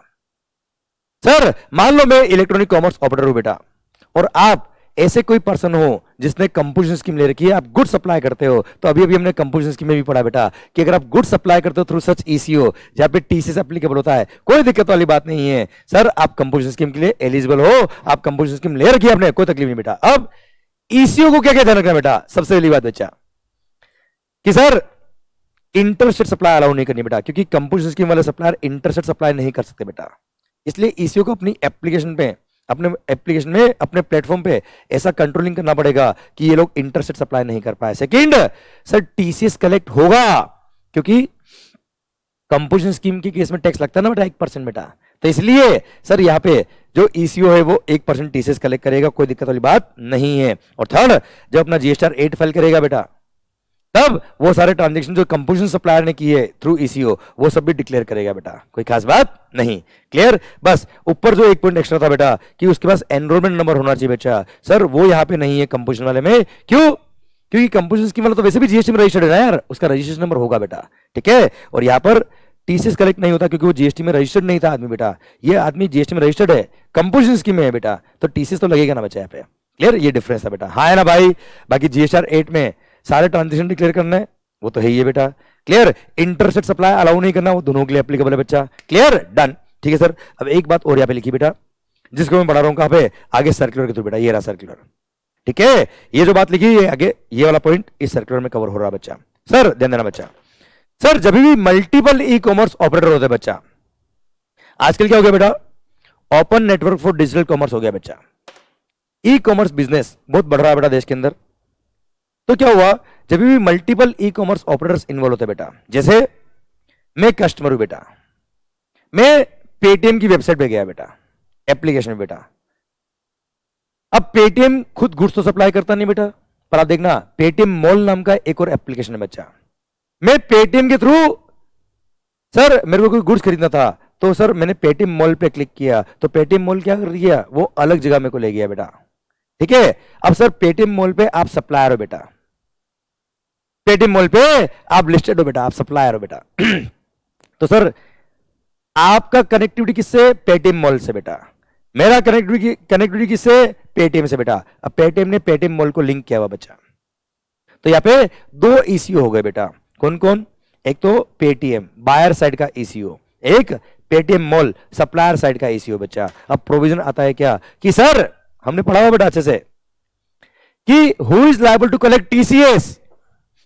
आप मुझे बताओ बेटा, सर टीसीएस कौन कलेक्ट करता है बेटा, टीसीएस कब कलेक्ट होता है बच्चा, जब सप्लायर सप्लाई करता है गुड्स या सर्विस थ्रू सच ईसीओ, जहां पे कस्टमर जो पेमेंट करता है वो ईसीओ के अकाउंट में जाता है बेटा, और फिर ईसीओ जब अकाउंट सेटलमेंट करेगा किसका, सप्लायर का, तो जब ईसीओ सप्लायर को पैसे देगा बेटा, पेमेंट करेगा, तब उसमें से 1% टीसीएस काट लेगा बेटा। ये प्रोविजन बच्चा। तो आप मुझे बताओ sir, multiple e commerce operator वाला मॉडल अगर है, तो सर सप्लायर को पेमेंट कौन करेगा यार, सप्लायर साइड वाला ईसीओ करेगा बेटा। तो सप्लायर साइड वाला ईसीओ जब पेमेंट करेगा किसको, सप्लायर को, तो वही टीसीएस कलेक्ट करेगा बच्चा।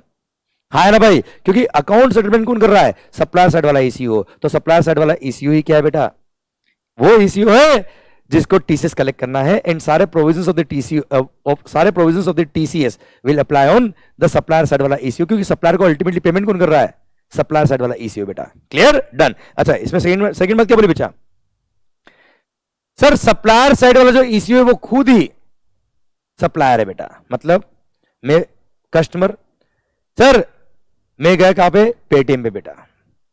क्लियर, पेटीएम ने से मेरे को गुड्स खरीदना था बेटा, उसने मेरे को रीडायरेक्ट कर दिया कहां बेटा, सर पेटीएम मॉल पे बेटा। अब पेटीएम मॉल जो है वो खुद ही गुड सप्लाई कर रहा है बेटा, तो पेटीएम मॉल खुद सप्लायर है बेटा, खुद भली ईसीओ बेटा। पर अब ऐसे केस में एक तरह से पेटीएम मॉल क्या हो गया, अपने आप में सप्लायर।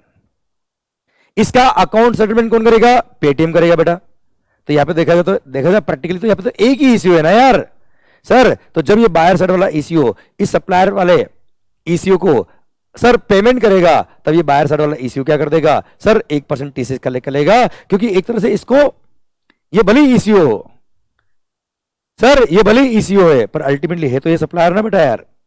क्लियर, तो सप्लायर का अल्टीमेटली पेमेंट कौन कर रहा है बेटा, ये वाला ईसीओ। तो ये टीसीएस कलेक्ट करेगा, सारे प्रोविजन ऑफ द टीसीएस इस ईसीओ पे लगेंगे बच्चा। हाँ है ना भाई, मतलब एक तरह से यह माना जाएगा कि यहाँ पे एक ही ईसीओ है, कौन, ये बेटा। क्लियर, और कोई ईसीओ है ही नहीं बेटा, इसको माना जाएगा as it is the normal supplier बेटा।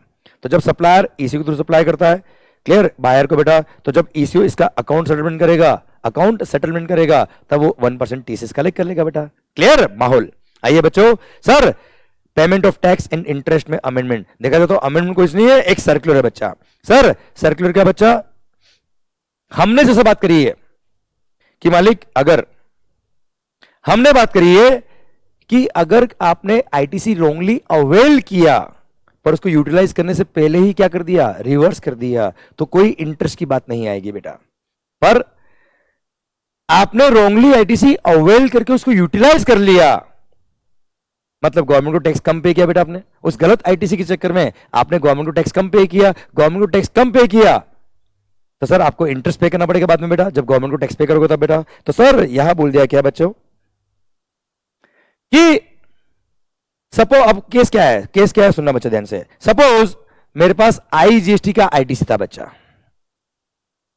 क्लियर, 10 लाख का मैंने आईटीसी लिया आईजीएसटी का, जो गलत आईटीसी था, मुझे नहीं पता था गलत है बेटा ये, तो मैंने 10 लाख का आईजीएसटी का आईटीसी रॉन्गली अवेल कर लिया बेटा। Sir I have availed ITC of IGST of ₹10 lakh wrongly बेटा। क्लियर? चलिए मान लो मेरे पास 15 लाख का सीजीएसटी का आईटीसी भी था और 15 लाख का एसजीएसटी का आईटीसी भी था और ये करेक्ट आईटीसी था बेटा। दीज आर करेक्ट आईटीसी, कोई तकलीफ नहीं बच्चा। हाँ है ना? तो देखा जाए तो मेरे पास टोटल आईटीसी कितना बचा? 40 लाख रुपए बचा। 10 लाख तो ये, 15 ये, मतलब अल्टीमेटली मेरे पास 40 लाख का आईटीसी बचे टोटल। क्लियर मालिक? अब सर क्या हुआ? सर मान लो जनवरी महीने की बात चल रही बेटा। अब जनवरी महीने की लायबिलिटी थी कितनी बचा? जनवरी महीने की लायबिलिटी थी सपोज 30 लाख रुपए की बेटा। कितने की मालिक? 30 लाख की बेटा। अब आपको पता है क्या, चलो 25 लाख की लायबिलिटी दे बेटा, एग्जांपल में चेंज करता हूं, फिगर ताकि ध्यान रखेगा, कंफ्यूज नहीं होंगे बेटा। सर 25 लाख की मेरी लायबिलिटी बचा। अब 25 लाख की मेरी भली आईजीएसटी की लायबिलिटी हो, सी की हो, एस की हो, सब मिला के बेटा, सब मिला के 25 लाख की लायबिलिटी है। आपको पता है क्या सर, सबसे पहले आईजीएसटी का आईटीसी यूटिलाइज करते हैं बेटा।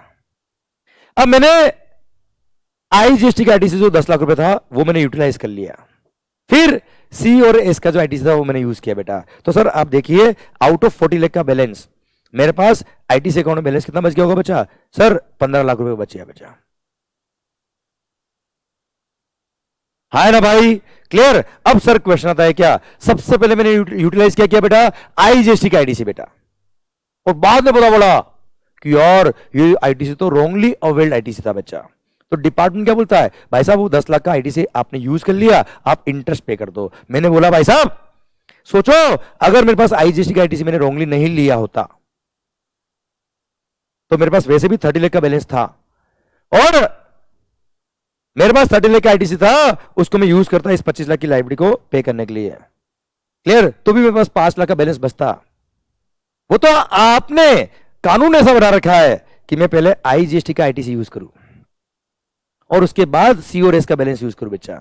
इसकी वजह से मेरा आईजीएसटी का आईटीसी मेरे को यूज करना पड़ा। क्लियर? तो सर ऐसे केस में गवर्नमेंट ने सर्कुलर इश्यू करके बोला कि मंगल बिल्कुल सही बोल रहा है, ऐसे केस में अगर आपका टोटल आईटीसी अकाउंट का बैलेंस 10 लाख रुपए से कम नहीं गया तो हम ये मानेंगे आपने वो रॉन्गली अवेल्ड आईटीसी जो था 10 लाख का आईजीएसटी वाला वो आपने यूज नहीं किया। सर मतलब आईजीएसटी का आईटीसी आपने रॉन्गली यूज किया कि नहीं किया, उसको देखने के लिए सीजीएसटी, एसजीएसटी प्लस आईजीएसटी इन तीनों के आईटीसी को ऐड करके फिर देखना, अगर आईटीसी अकाउंट का बैलेंस 10 लाख से कम जाता है तो समझ जाना कि उतना अमाउंट आपने यूज कर लिया आईजीएसटी का, अदरवाइज आपको कोई इंटरेस्ट पे करने की जरूरत नहीं है। इस एग्जांपल में जैसे आपका 15 लाख का बैलेंस ऑलरेडी है बेटा, मतलब ये मानेंगे वो 10 लाख का, ऑल्दो आईजीएसटी का आईटीसी आपने यूज कर लिया क्योंकि लोन ने ऐसा लिखा था बेटा, तो ऐसे कैसे मानेंगे आपने रॉन्गली अवेल्ड आईटीसी यूज नहीं करी बेटा। ओके, कोई इंटरेस्ट नहीं पे करना बेटा।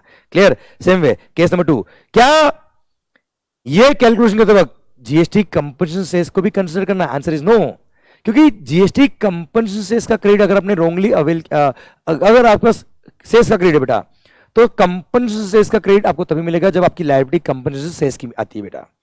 तो सर जैसे मैं मोटर व्हीकल बेचता बेटा, मोटर व्हीकल के परचेज में मैंने जीएसटी सेस पे किया, सेल पे भी जीएसटी सेस लगता है, तो सेस का क्रेडिट सेस में ही काम आता है, सेस का क्रेडिट सीजीएसटी, एसजीएसटी, आईजीएसटी में काम नहीं आता बेटा। तो आपने आईजीएसटी का रॉन्गली आईटीसी यूटिलाइज किया कि नहीं किया, उसको कंसिडर करते वक्त कंपनसेशन सेस का जो आईटीसी का अकाउंट का बैलेंस है उसको कंसिडर नहीं करना है, क्योंकि that ITC can never be used to pay the IGST का लायबिलिटी बेटा।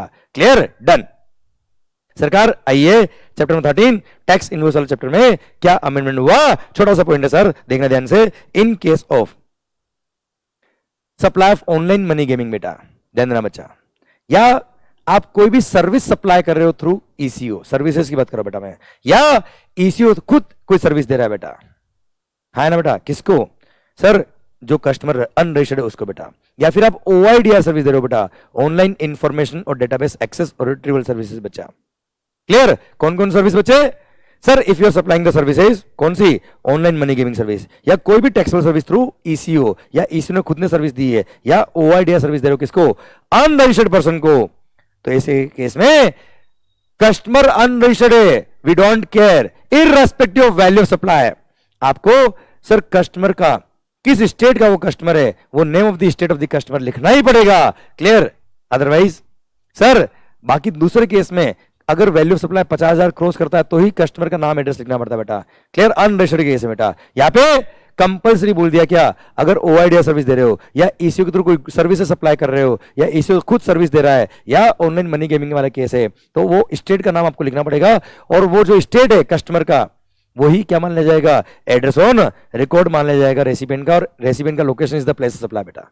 है ना भाई? यस। तो कुल मिला के इन केस में कस्टमर का किस स्टेट से आया है वो स्टेट का नाम लिखना कंपलसरी है वाइल प्रोवाइडिंग द सर्विसेज बेटा, वाइल इशूइंग द इनवॉइस बेटा, और उसी को एड्रेस ऑन रिकॉर्ड मान लेंगे बेटा।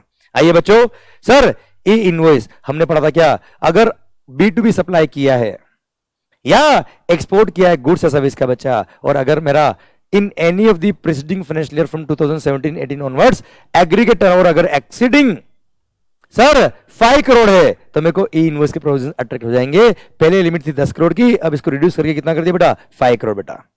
है ना भाई? तो मेरा टर्नओवर अगर एक्सीडिंग 5 करोड़ भी है in any of the preceding financial year from 2017-18 onwards, तो मेरे लिए ई इनवॉइस के प्रोविजन आर नाउ एप्लीकेबल बच्चा। Okay, done. फिर मान लो मेरे कस्टमर कौन है बेटा, टीडीएस डिडक्टर्स बेटा। ई इनवॉइस के प्रोविजन लगेंगे कि नहीं लगेंगे? लगेंगे बेटा। मतलब मान लो मैंने सर्विसेज दी या मैंने गुड सप्लाई किया किसको, गवर्नमेंट के डिपार्टमेंट को, एस्टेब्लिशमेंट को, गवर्नमेंटल एजेंसी को, सर मैंने लोकल अथॉरिटी को या पब्लिक सेक्टर अंडरटेकिंग वगैरह को मैंने गुड्स या सर्विस सप्लाई करी, सर जो जीएसटी में रजिस्टर्ड है but only for the purpose of deducting TDS, और किसी पर्पस के लिए रजिस्टर्ड नहीं है, तो ऐसे केस में अगर मेरा टर्नओवर एक्सीडिंग 5 करोड़ था, क्लियर, तो इसको B2B सप्लाई मानेंगे, क्योंकि अगर आप जीएसटी के लिए रजिस्टर्ड हो तो भी आप कहलाते हो क्या, रजिस्टर्ड पर्सन। आप रजिस्टर्ड पर्सन की डेफिनेशन में आते हो, और ऐसे केस में सर ई इनवॉइस के प्रोविजन एप्लीकेबल होंगे। आइए बच्चों, सर रिटर्न्स अंडर जीएसटी में क्या अमेंडमेंट थे वो भी देख लेते हैं बच्चा। सर ध्यान देना बच्चों, जैसा मैं आपको ऑलरेडी पढ़ा चुका हूं बेटा, क्या 3 साल से ज्यादा हो गया बेटा, आपने जीएसटीआर 1 फाइल नहीं किया, 3B फाइल नहीं किया, 8 फाइल नहीं किया, 9 फाइल नहीं किया, तो अब आप जीएसटीआर 1, 3B, 8 और 9 फाइल नहीं कर पाएंगे, except where the government allows the same बेटा। हम ऊपर ही पढ़ चुके बेटा ये पॉइंट। आइए बच्चों, सर अगला बार, कौन सा बार भाई, बार ऑन फाइलिंग जीएसटीआर 1 और using the invoice furnishing facility बेटा। सर यहां बोल दिया क्या मालिक, सुनना बात को ध्यान से। सर हमने ऑलरेडी पढ़ा था क्या, अगर किसी एसएससी ने प्रीसीडिंग टैक्स पीरियड का जीएसटीआर 3B फाइल नहीं किया, अगर उसने क्वार्टरली क्यूआरएमपी स्कीम ले रखा है तो प्रीसीडिंग क्वार्टर का 3B फाइल नहीं किया, तो करंट क्वार्टर का ना उसको जीएसटीआर 1 फाइल करने देंगे ना उसको इनवॉइस फर्निशिंग फैसिलिटी यूज करने देंगे बेटा। क्लियर? या प्रीसीडिंग मंथ उसने क्यूआरएमपी स्कीम नहीं ले रखा है तो प्रीसीडिंग मंथ का उसने जीएसटीआर 1 फाइल नहीं किया, या 3B या सॉरी प्रीसीडिंग मंथ का उसने जीएसटीआर 1 फाइल नहीं किया तो करंट मंथ का जीएसटीआर 1 फाइल करने नहीं देंगे। सर प्लस अगर आपको रूल नंबर 88C में कोई नोटिस इश्यू हुआ है, मतलब आपके जीएसटीआर 1 में सेल ज्यादा है और 3B में सेल कम है बेटा, तो आपको नोटिस सर्व कर देंगे बेटा। और रूल नंबर 88C का 7 दिन में नोटिस का या तो आपको रिप्लाई देना पड़ेगा या डिफरेंस अमाउंट ऑफ टैक्स आपको पे करना पड़ेगा। जब तक आप टैक्स पे नहीं करते या रिप्लाई नहीं करते तब तक आपका जीएसटीआर 1 ब्लॉक कर दिया जाएगा, आप जीएसटीआर 1 फाइल नहीं कर पाएंगे बेटा। सेम वे इस बार रूल नंबर 88D इंसर्ट किया था बेटा। सर उसके लिए क्या बोला है, पहले मैं आपको एक काम कर रहा हूं, रूल नंबर 88D पढ़ा था बच्चा मैं, ठीक है, फिर मैं यहां पे आ जाऊंगा बच्चा। तो रूल नंबर 88D क्या बोलता है बेटा कि सर अगर किसी एसएससी ने जीएसटीआर 3B फाइल करते वक्त आईटीसी ज्यादा ले लिया बेटा as compare to ITC reflected in GSTR 2B बेटा, मतलब आपके जीएसटीआर 2B में आईटीसी कम दिख रहा है और हमने आईटीसी पढ़ते वक्त पढ़ा है कि अगर कोई क्रेडिट आपके जीएसटीआर 2B में नहीं आ रही है तो आप क्रेडिट नहीं ले सकते बच्चा। क्लियर? पर आपने क्या किया, होशियारी लगाई बेटा, आपके जीएसटीआर 2B में आईटीसी कम आ रहा था पर आपने 3B फाइल करते वक्त आईटीसी ज्यादा ले लिया बच्चा। तो ऐसे केस में डिपार्टमेंट रूल नंबर 88D लेके आ गया और बोल दिया क्या, ऐसे केस में सिस्टम जनरेटेड आपको एक नोटिस सर्व कर दिया जाएगा इन द प्रिस्क्राइब फॉर्म, और नोटिस सर्व करके बोल देंगे या तो 7 दिन में हमें रिप्लाई दीजिए कि ये डिफरेंस क्यों है, या फिर 7 दिन में जो आपने एक्सेस क्रेडिट लिया है वो आप गवर्नमेंट को पे करो अलोंग विद द इंटरेस्ट। अगर आपने 7 दिन में ना रिप्लाई किया ना आपने पे किया तो ऐसे केस में डिपार्टमेंट आपको शोकोज नोटिस सर्व कर देगा अंडर सेक्शन नंबर 73 और 74। हाँ, आपने रिप्लाई सबमिट किया और रिप्लाई अगर डिपार्टमेंट को एक्सेप्टेबल है तो नोटिस विड्रॉ कर देंगे, पर अगर आपने रिप्लाई सबमिट किया 7 दिन के अंदर पर रिप्लाई डिपार्टमेंट को एक्सेप्टेबल नहीं है तो अगेन वो शो को नोटिस सर्व कर देंगे अंडर सेक्शन नंबर 73 और 74 बेटा आपको। हाँ है ना भाई? क्लियर? तो सर ध्यान देना, अगर ऐसे केस में नोटिस सर्व होता है तो 7 दिन में या तो आपको रिप्लाई देना है उस नोटिस का, या 7 दिन में आपको डिफरेंस अमाउंट ऑफ टैक्स पे करना है। कुछ भी नहीं किया तो सर जब तक आप रिप्लाई नहीं देते हो, या जब तक आप ये difference amount of ITC government को पे नहीं करते हो, तब तक आपका जीएसटीआर 1 ब्लॉक कर दिया जाएगा। ना आप जीएसटीआर 1 फाइल कर पाएंगे, ना आप इनवॉइस फर्निशिंग फैसिलिटी यूज करके इनवॉइसेस फर्निश कर पाएंगे बेटा। क्लियर? डन। सेम वे हमने ऑलरेडी पढ़ा बेटा कि अगर आपका रजिस्ट्रेशन हो गया पर बैंक अकाउंट डिटेल आपने फर्निश नहीं करी थी, तो जब तक आप बैंक अकाउंट डिटेल फर्निश नहीं करते हो तब तक आप जीएसटीआर 1 फाइल नहीं कर पाएंगे, इनवॉइस फर्निशिंग फैसिलिटी यूज नहीं कर पाएंगे, जो हमने ऊपर भी पढ़ा था बेटा। आइए बच्चे, सर अब कुछ सर्कुलर जो मैंने बुक के एंड में दे रखे थे बच्चे आपको, वो सर्कुलर की बात भी कर लेते हैं बच्चों। सरकार ध्यान देना बच्चा, सर खत्म, अब केवल ये 3 सर्कुलर बचे बेटा, सुनना बच्चे ध्यान से। सबसे पहली बात, सर अगर किसी होल्डिंग कंपनी ने अपनी सब्सिडरी कंपनी में कोई शेयर होल्ड करके, तो इसका मतलब सप्लाई है क्या? क्या जीएसटी लग जाएगा बच्चा? अरे भाई, securities are neither supply of goods not supply of service. Holding company ने सब्सिडरी कंपनी के शेयर्स परचेज किए, शेयर्स होल्ड किए, इट डजंट मीन कि कुछ सप्लाई हुआ है, सर इस पे कोई जीएसटी नहीं लगेगा। हाँ, होल्डिंग कंपनी सब्सिडरी कंपनी को कोई गुड्स या सर्विस बेचती, या सब्सिडरी कंपनी होल्डिंग कंपनी को कोई गुड्स या सर्विस बेचता, तो बात अलग होती बच्चा। केवल सिक्योरिटीज होल्ड करना इज नॉट अ सप्लाई बेटा। क्लियर? डन। सेकंड, सर इसमें 2 पॉइंट है बेटा। फर्स्ट पॉइंट, मान लो कोई डायरेक्टर है बेटा, कोई कंपनी या बॉडी कॉर्पोरेट का कोई डायरेक्टर बेटा, उसने इन दी कैपेसिटी ऑफ डायरेक्टर कोई सर्विसेज दी कंपनी को या बॉडी कॉर्पोरेट को बेटा, तो इन दी कैपेसिटी ऑफ डायरेक्टर अगर आपने कोई सर्विस दी है क्लियर, तो उस पर टैक्स लगता है, और वो भी रिवर्स चार्ज मैकेनिज्म लगता है, ऐसा हमने पढ़ा हुआ बेटा। पर मान लो किसी कंपनी का मैं डायरेक्टर हूं बेटा, अब कंपनी को कोई ऑफिस चाहिए रेंट पे, मेरे पास ऑफिस था तो मैंने ऑफिस रेंट पे दिया कंपनी को, और कंपनी ने मुझे रेंट पे किया, तो is it the service sorry,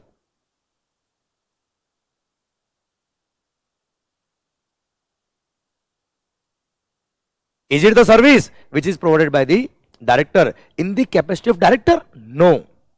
तो सर अगर डायरेक्टर ने कोई भी सर्विस अपनी पर्सनल कैपेसिटी में, अपनी प्राइवेट कैपेसिटी में कोई सर्विस दी कंपनी को, तो वो इन दी कैपेसिटी ऑफ डायरेक्टर नहीं है, वह जीएसटी अगर लगता भी होगा तो लगेगा सर, पर रिवर्स चार्ज मैकेनिज्म नहीं लगेगा बेटा।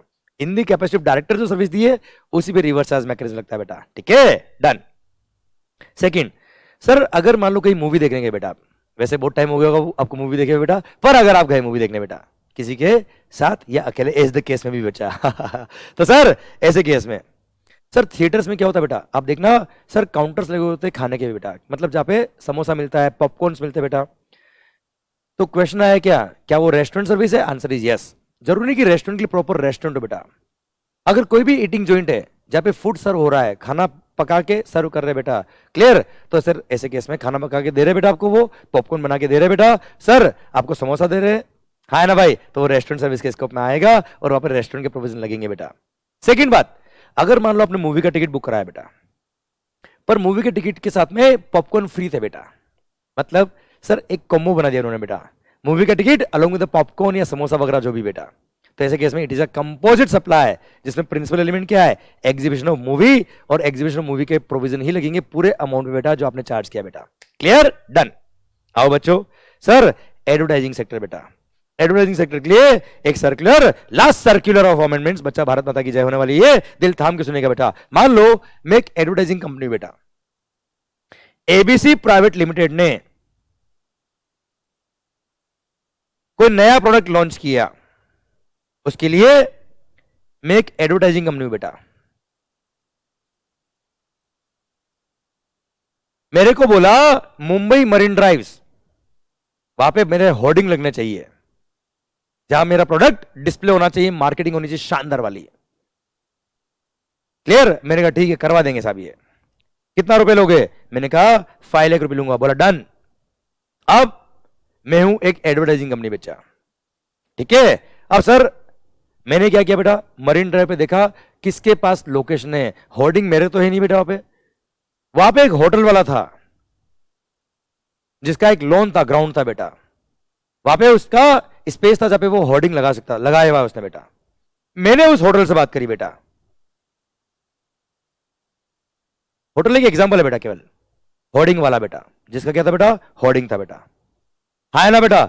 मैंने होर्डिंग वाले से बात करी कि भाई यहां पे हमारा एडवर्टीजमेंट हैंग करना है, मेरे को ये स्पेस 2 महीने के लिए किराए पे दे दे तू, कुछ तो बोला okay done, clear. Sir advertisement company ने होर्डिंग वाले से होर्डिंग का एरिया रेंट पे ले लिया, इसको बोलते क्या, sale of space for advertisement service. तो सर एक तरह से होर्डिंग वाले ने क्या किया बेटा, सेल ऑफ स्पेस किया है ना, sale of space on hoarding,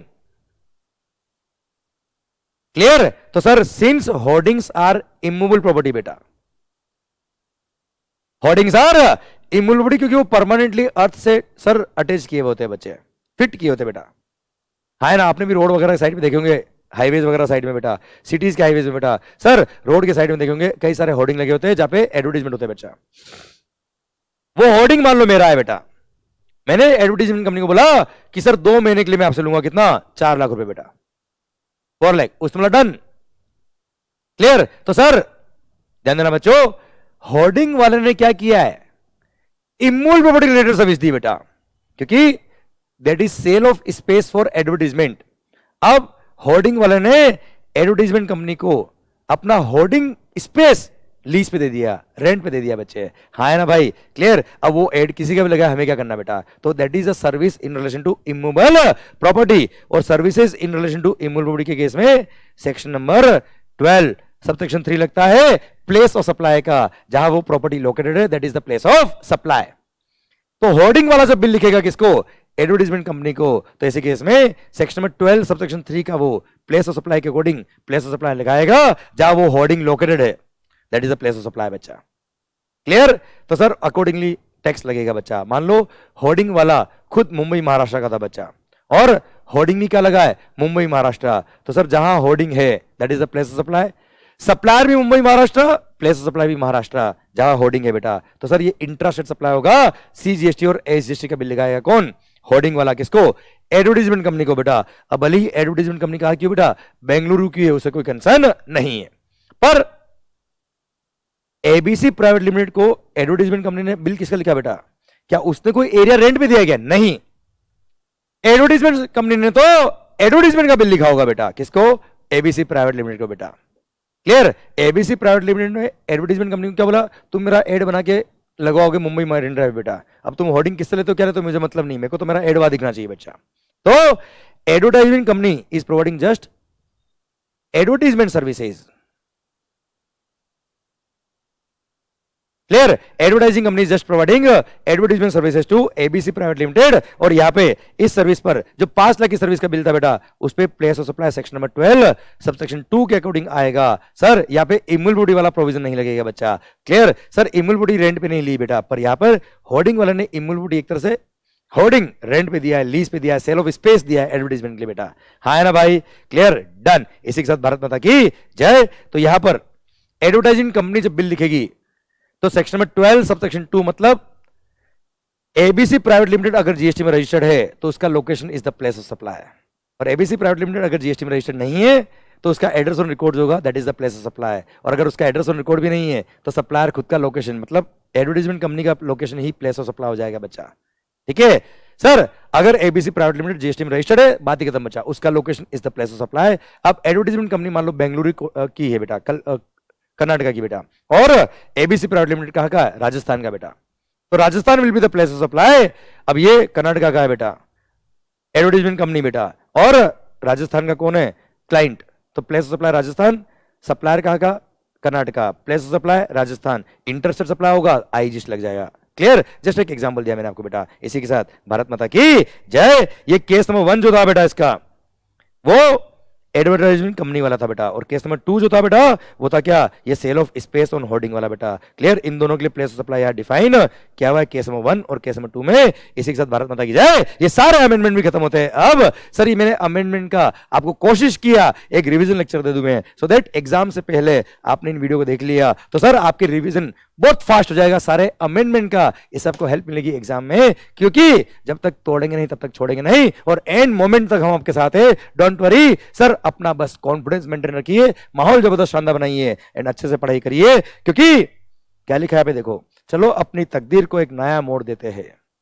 चलो अपनी तकदीर को एक नया मोड़ देते हैं, जी तोड़ मेहनत से मंजिल की कठिनाई को तोड़ देते हैं, जब तक तोड़ेंगे नहीं तब तक छोड़ेंगे नहीं, लगा दो अपना पूरा दम। All the best guys, love you lot, दुआओं में याद रखना, बस मस्त होके पढ़ाई करना, खुश होके पढ़ाई करना। एंड सर माहौल बन जाए तो सरकार आपके एग्जाम जब खत्म हो जाए तब यहाँ पे कमेंट बॉक्स में आके माहौल जरूर लिख देना बेटा। ऑल द बेस्ट भाई भाई। एंड अपने सारे दोस्तों को ये वीडियो शेयर जरूर करना, क्योंकि ये लेक्चर बहुत इंपॉर्टेंट है एग्जाम्स पर्पज के लिए बच्चा। Okay, clear, done, all the best, मस्त होके बढ़िया, खुश होके बढ़िया बेटा, बाय बाय।